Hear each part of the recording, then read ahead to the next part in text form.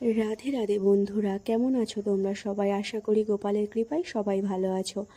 আজ আমি আমার গোপালের কিভাবে সহজভাবে প্রাণ প্রতিষ্ঠা করব সেটা তোমাদের সাথে শেয়ার করছি।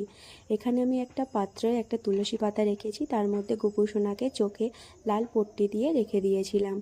আমি এটা করেছিলাম 24 ঘন্টার জন্য প্রাণ প্রতিষ্ঠার কাজ। তো এখানে আমি প্রথম অন্ন দিয়ে গোপু সোনাকে ভালো করে মুড়ে একটা লাল কাপড় দিয়ে ঢাকা দিয়ে রেখেছিলাম।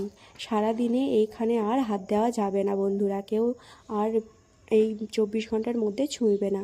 তার পরের দিন ঠিক 11টার সময় আমি আবার সেই গোপালের কাপড়টা তুলে গোপালের কাছ থেকে অন্নগুলোকে সরিয়ে আবার আমি পরের দিন রেখে দিয়েছিলাম সবজি।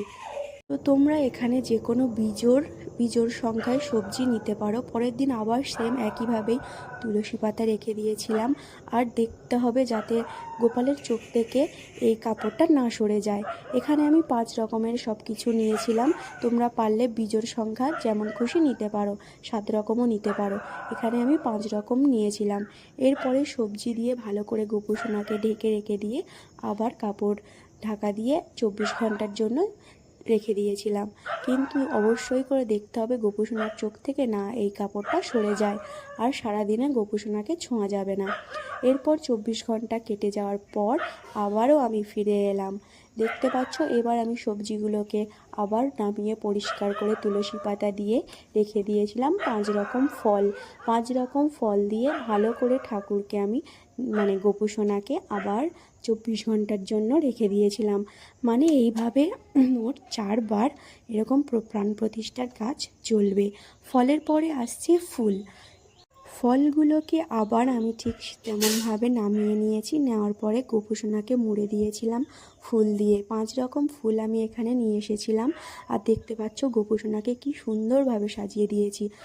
আর এটাই হলো চতুর্থ দিন। এইবার আসছে পঞ্চম দিন। পঞ্চম দিনের কাজটাও অনেকটা ছিল।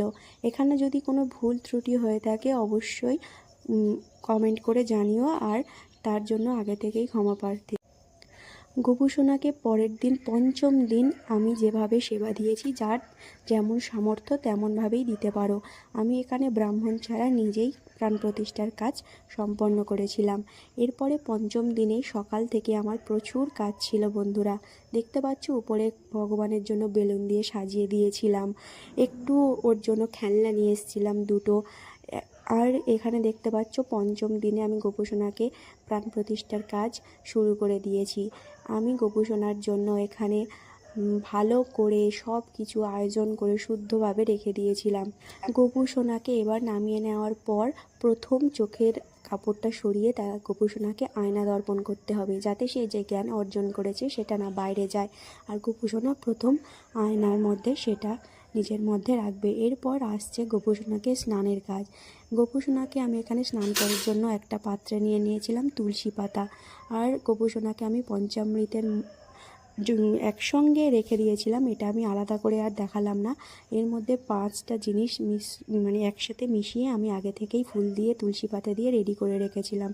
এরপর গোপু সোনাকে ভালো করে স্নান করি। আর স্নান করার সময় ওম নমো ভগবতে বাসুদেবায় নমঃ এই মন্ত্রটা জপ করে গোপু সোনার স্নানও আমি শেষ করেছিলাম। আর যে পাত্রে গোপু সোনাকে স্নান করানো হয় ওই পাত্রে আর অন্য কোনো রকম কাজ করা যাবে না।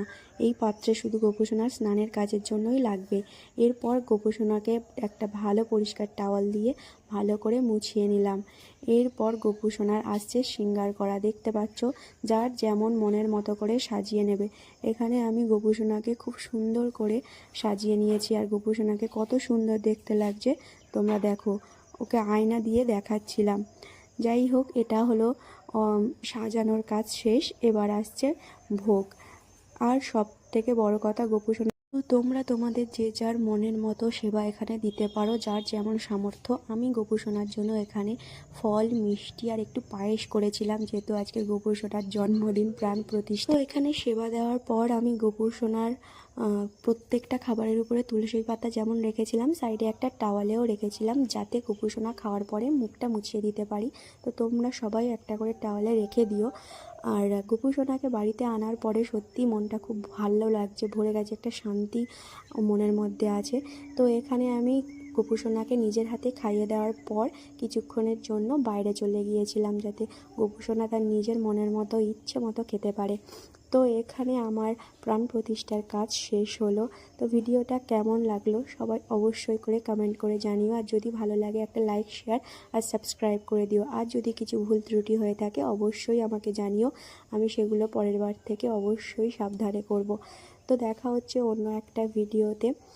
সবাই ভালো থেকো, সুস্থ থেকো। রাধে রাধে। দেখা হচ্ছে অন্য একটা ভিডিওতে।